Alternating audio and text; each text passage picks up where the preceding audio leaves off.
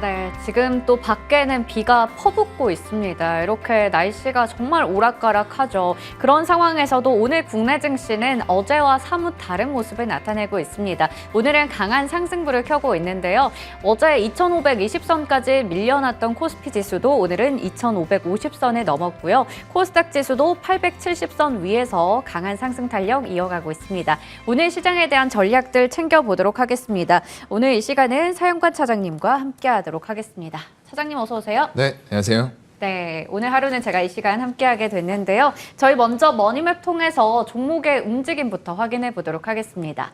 자, 오늘 이렇게 빨간불 가득 켜고 있는 거 정말 오랜만에 보는 것 같습니다. 오히려 지금 파란불 켜고 있는 종목들이 뭐 4-5개밖에 보이지 않을 정도로 대부분의 종목이 상승하고 있습니다. 삼성전자, SK하이닉스 나란히 1% 이상 올라가고요. 삼성전기도 강한 상승불을 켜고 있고 오늘도 이 2차 전지 관련주들은 대부분 오르고 있습니다. 에코프로비엠이 여전히 또 강세 보이면서 주도하고 있고요. 나머지 헬스케어 쪽에서도 삼성바이오로직스가 3% 이상 강한 모습 나타내죠.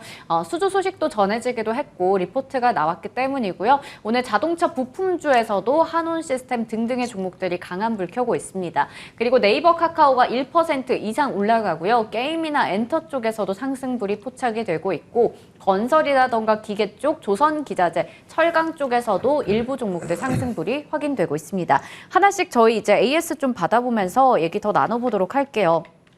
먼저 성우 하이텍 보려고 합니다. 자동차 부품주들이 여전히 다 같이 강한 모습을 좀 나타내고 있는 상황이죠. 일단 7월 4일에 성우 하이텍 얘기 주셨거든요. 그러면 바로 지난주에 말씀을 주신 건데 네. 이 종목이 이 짧은 사이에 그러게요. 이렇게 많이 올라가면서 네. 또 오늘 최고가를 쓰고 있습니다. 목표가였던 13,500원 단숨에 찍었고요. 최고가 기준 수익률 45% 자랑합니다.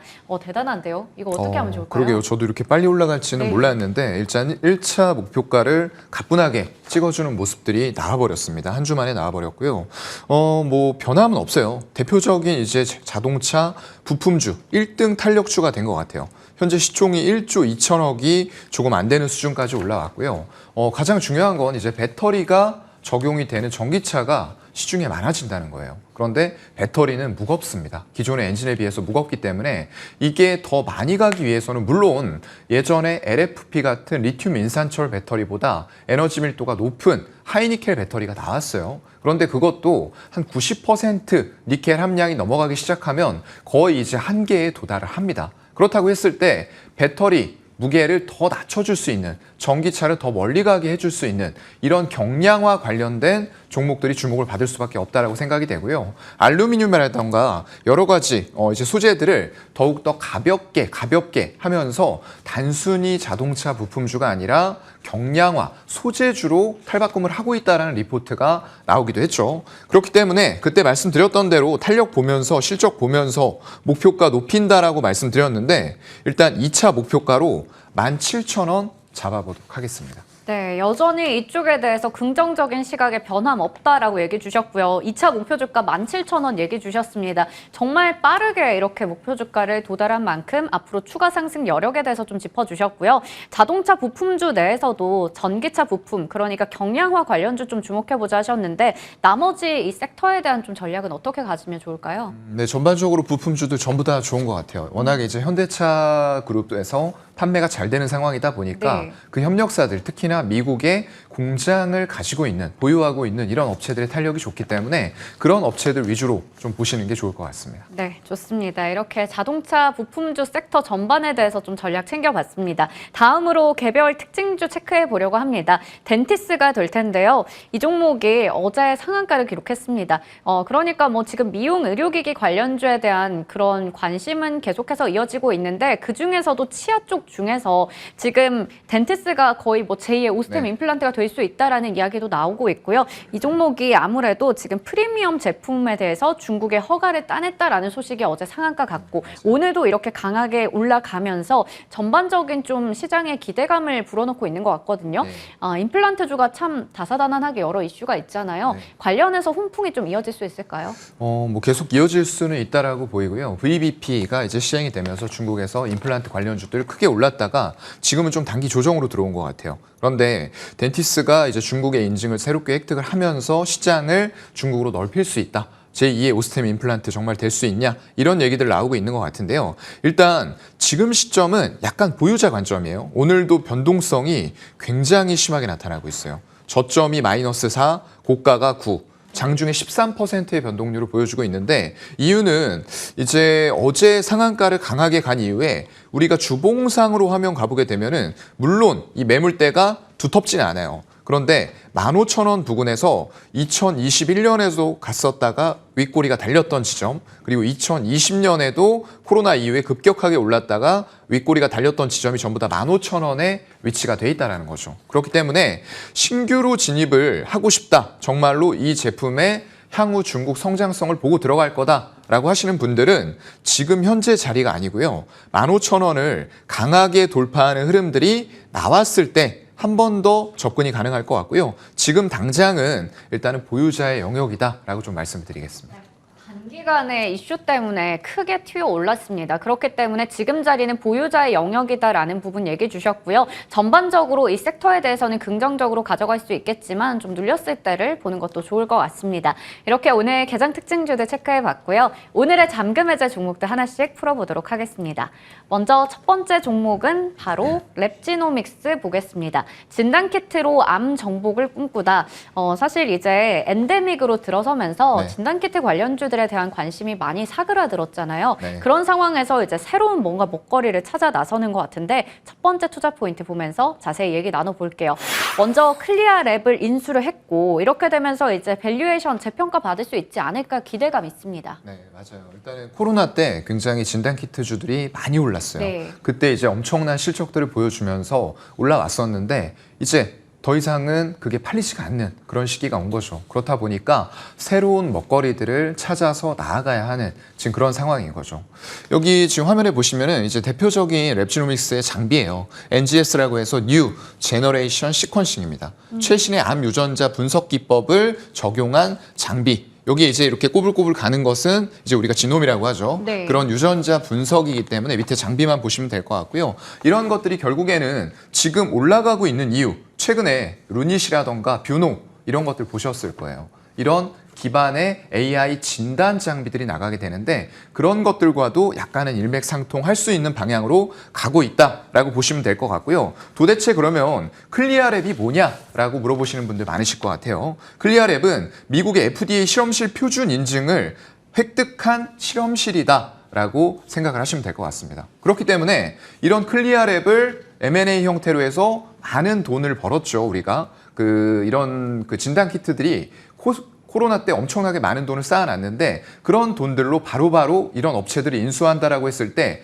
가장 최고의 장점이 미국에서 별도의 FDA의 허가라던가 이런 것들을 등록을 네. 인허가를 취득할 필요가 없다라는 거예요. 네. 바로 사업이 가능한 부분이기 때문에 클리아랩 인수는 정말로 빠르게 진행이 돼야 될 부분들인데 사실 조금 시간이 끌어왔었습니다. 근데 이제 거의 막바지에 달하고 있다라고 생각을 하시면 될 것 같습니다. 네, 아무래도 이런 사실 국내 기업들이 해외 진출을 하려면 미국 같은 경우 FDA 승인이 굉장히 중요하고 네, 이 맞아요. 절차를 받기까지가 좀 까다롭습니다. 그런데 아무래도 미국의 기업을 인수를 하게 된다면 좀 더 시장에 진출하는 게 빨라질 수는 있겠죠. 그렇죠. 그러면 이 클리아랩의 인수가 임박했다라는 걸 우리가 어디서 좀 체크해 볼 수 있을까요? 네, 일단은 7월 3일에 공시가 하나 나왔었어요. 인수가 임박했다라는 공시가 미국 법인의 현금 700억을 출자를 했습니다. 랩지노믹스 USA LCC 쪽으로 지분 100%를 취득하겠다라는 공시가 나왔고요. 아마도 가격 협상 단계에 있지 않을까. 클리아랩을 인수하는 데 있어서 도대체 얼마에 줄 거냐, 얼마에 인수할래, 이런 협상이 왔다 갔다 할 수 있는 그런 단계일 것 같고요. 인수가 된다라고 하면은 실적이 증가할 것은 좀 당연한 수순으로 간다라고 보시면 될 것 같아요.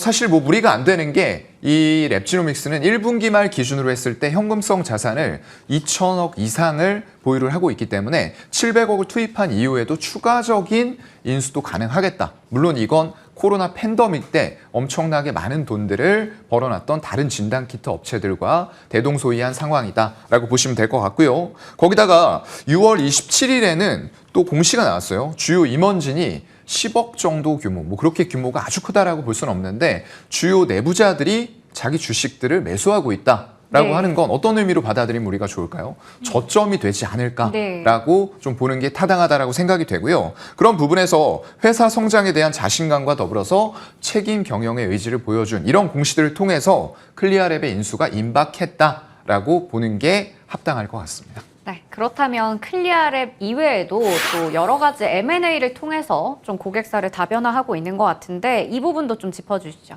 네, 일단 아까 말씀드렸던 대로 코로나 때 굉장히 많은 돈을 번 업체들이 많아요. 네. 그런데 그런 자금들을 회사에 쌓아놓기만 하고 제대로 활용을 하지 못한 기업들의 주가는 계속 내리막입니다. 제가 어디라고 말씀을 안 드리겠는데 찾아보시면 될 것 같고요.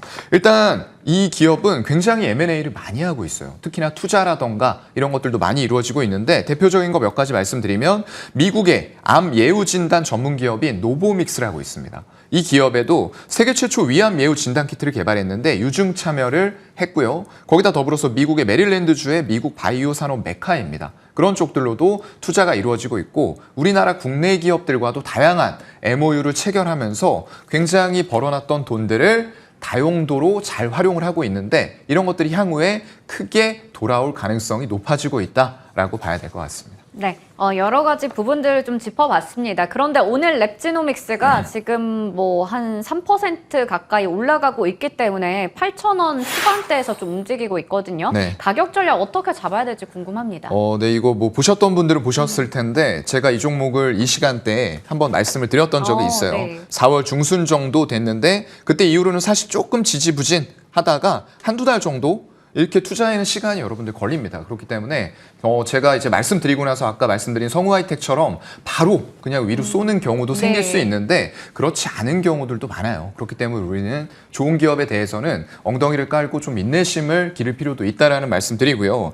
일단 지금 전 고점 4월 중순, 초중순 부근의 7,000원대 부근을 완벽하게 돌파를 했습니다. 그렇다 보니까 지금에 와서 신규 매수로 다시 말씀을 드린다라고 하면은 8,000원까지 분할 매수 가능할 것 같고요. 손절가는 본인의 매수 평단에서 10에서 15% 정도 손절 처리하시되 목표가는 클리어랩 인수가 바짝 다가온 만큼 12,000원 일단 본 이후에 추가적인 상향도 가능할 것 같습니다. 네, 일단은 현재가부터 8,000원 정도까지가 매수 가능한 부분이다라고 얘기해 주셨고요.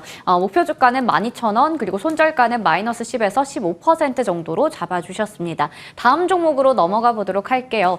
바로 CS 베어링이 될 텐데 이 종목 좀 궁금했었거든요. 주가에 이제 큰 하나의 바람이 불어줄 수 있을지 한번 기대해 보겠습니다. 첫 번째 투자 포인트 열어볼 텐데요. 지금 아무래도 GE 쪽에서 캐파를 확대하고 신규 고객들을 좀 늘려가고 있는 상황이죠. 맞아요. 일단은 GE가 여러분들 이번에 나온 뉴스랑 헷갈리시면 안 되는데 그건 지멘스 에너지고요. 그렇죠. GE는 제네럴 일렉트릭이에요. 네. 그렇기 때문에 GE가 거의 매출 비중에서 95%를 차지합니다.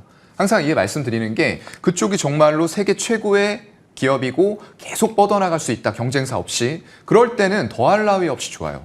제가 항상 LG노텍 말씀드릴 때도 같은 말씀 드립니다. 이게 가장 큰 장점이다 단점이 될 수가 있어요. 네. 애플이 힘들 때는 여기도 힘들어질 수 있고 여기도 마찬가지로 GE가 정말 힘들어질 때는 실적이 그냥 밑으로 계속 꼬꾸라질 수밖에 없는 네. 이런 상태이기 때문에 여기에서 고객사의 다변화 필요성이 있는데요. 고객사 다변화가 될 것 같습니다. 일단은 풍력 터빈 1위 기업인 베스타스가 3억 달러를 국내로 투자한다라고 얘기가 지난 1월에 나오면서 그게 현실화가 돼가고 있어요. 아태 지역본부도 이쪽으로 지금 한국에 설치를 하겠다라는 얘기가 나오면서 일단 고객사 다변화가 이루어질 수 있다라는 점이 첫 번째 투자 포인트가 될 것 같습니다. 네, 워낙에 지금 제너럴 일렉트릭 쪽에 의존도가 높다 보니까 이제는 뭔가 좀 신규 고객사들을 늘려가면서 그런 부분을 분산한다라고 볼 수가 있을 것 같습니다. 두 번째가 바로 이제 반사수혜가 될 텐데 여기서 나오는 게 이제 지멘스 에너지 맞아요. 최근 이슈잖아요. 네네. 네. 이제 약자로 하면 똑같이 G이기 때문에 헷갈리시면 네. 안 되고요. 지멘스 에너지에서 품질 이슈가 여러분들 나왔던 거 다 기억을 하실 거예요. 그쪽에 이제 육상풍력입니다. 지금 요즘에 대두되고 있는 건 해상풍력인데 네. 육상풍력도 마찬가지로 베어링을 안 쓰진 않아요. 그렇다 보니까 이 육상풍력의 블레이드와 베어링, 터빈 부품 같은 것들이 고장이 나면서 이게 오작동 해결을 위한 기술적인 비용이 최소 1조 4천억 정도 들 것이다 라고 추정이 나왔습니다. 그렇다 보니까 이 지멘스 에너지에서 연간 사용하는 베어링 기준으로 봤을 때 기가와트로 환산하면 7기가와트 정도 돼요. 그런데 지금 고장난 것들을 수리해야 되는데 얼마가 지금 필요하느냐? 20에서 최소 맥스 40기가와트까지 필요할 것 네. 같아요. 그렇다고 하면은 연간으로 봤을 때 최대 거의 6배, 수요의 6배까지 필요할 수 있다는 거죠. 그렇다 보니까 이런 CS 베어링의 제품이 필요하게 될 가능성이 상당히 높아졌다라는 부분도 일단은 AES 차원에서 굉장히 많은 수요가 급증이 될 수 있다라는 부분으로 보시면 될 것 같습니다. 네. 아무래도 이게 기존 부품에서 문제가 있었기 때문이라서 그런 부분에서 지금 교체 수요가 클 것으로 보이고 그걸 또 중국이나 네. 일본 제품만으로 하기엔 어려울 수 있기 때문에 반사 이익까지 기대해 볼 수 있을 것 같습니다. 자, 그리고 이제 세 번째 투자 포인트가 될 텐데요. 증설에 증설을 더했습니다. 이게 어디 쪽 얘기인가요? 네, 일단은 뭐 CS 베어링의 얘기가 될 것 같고요. 증설을 한번 했던 것은 아까 말씀드렸던 대로 G2에서 고객사의 다변화가 네. 이루어질 수 있다라는 부분 때문에 선제적인 증설이 먼저 들어갔다라고 보시면 될 것 같고요. 네. 이게 지난 9월 보게 되면은 작년 9월이죠. 작년 9월에 200억 규모의 CB와 BW를 발행을 했어요. 전환사채하고 신주 인수권부 사채를 발행을 네. 했는데 여기에서 베트남의 법인 쪽으로 거의 들어가는 설비 투자 비용이었습니다. 이거 상세 내역을 잘 보셔야 돼요. 채무 상환인지 설비 투자인지 다른 기업을 인수하는지 이런 내용을 파악하는 게 중요하고요. 설비 투자가 들어갔는데 해상 풍력용 대형 베어링의 생산 체제를 구축하는 데 쓰겠다라고 거기에 표기가 되어 있었습니다. 거기다가 지금 며칠 전이죠. 7월 5일에 추가 공시가 나왔어요. 베트남 법인에 대해서 추가적으로 설비 투자를 하겠다라고 얘기가 나왔는데 이건 아무래도 지멘스 에너지 사태가 일어난 이후에 나온 공시이기 때문에 아까 말씀드렸던 AS 수요, 고장난 부품에 대한 급증하는 수요를 대응하기 위한 차원으로 이미 증설이 결정된 상태에서 플러스 알파의 공시가 나온 게 아닌가라고 추측을 해볼 수가 있을 것 같고요. 24년 고객사 수요 확대, 내년이에요, 바로. 거기에 따른 수량의 증대와 더불어서 캐파 증설이 필요하다라는 부분인데 아까 말씀드렸던 대로 연간 7기가와트가 필요한 이런 지멘스 에너지에서 더 큰 수요가 발생이 될 수 있다라는 부분들도 한몫을 했다라고 보여집니다. 그렇기 때문에 주고객사인 북미 시장 점유율 확대와 더불어서 여러 가지 이런 부분들이 수요를 촉발시킬 수 있는데 증설도 차근차근 진행이 되면서 그런 수요를 맞출 수 있는 부분들도 갖춰나가고 있다라는 게 세 번째 투자 포인트가 될 것 같습니다. 네. 북미 진출에 이어서 이제 베트남 쪽에서도 증설을 하면서 아무래도 수요에 대응하기 위한 전략을 챙겨가는 것 같습니다. 그러면 CS 베어링 오늘 또 4% 정도 올라가고 있습니다. 14,000원대에 위치해 있는데요. 가격은 어떻게 잡으면 좋을까요? 네, 바로 어제 조정을 굉장히 크게 줬었어요. 그랬다가 양봉으로 끝내긴 했는데 네. 일단 주가가 태양광에 비해서 굉장히 견조하죠. 일단 해상풍력이 도래하고 있는 상태에서 여러 가지 호재들이 겹쳐있기 때문에 밑으로 크게는 못 드릴 것 같아요. 21선까지 열어놓고 분할 매수 가능할 것 같고요. 본인의 매수 평단에서 15% 내외 손절 처리하시되 목표가 같은 경우에는 1차적으로 17,500원 거의 전 고점 부근이에요. 2021년 1월에 갔었던 가격인데 17,500원 본 이후에 추가적으로 역시나 이 종목도 상향 가능할 것 같습니다. 네, 현재가부터 21선을 좀 체크해보자 얘기를 주셨습니다. 그리고 목표 주가는 17,500원, 그 이후에 또 추가적인 상향 조정 가능성 얘기해 주셨고요. 손절가는 마이너스 15% 정도로 제시해 주셨습니다. 이렇게 오늘도 저희 시간 통해서 여러 종목에 대한 이야기 풀어봤습니다. 지금까지 교보증권 스마트 영업부 사용관 차장님과 함께했습니다. 고맙습니다. 네, 고맙습니다.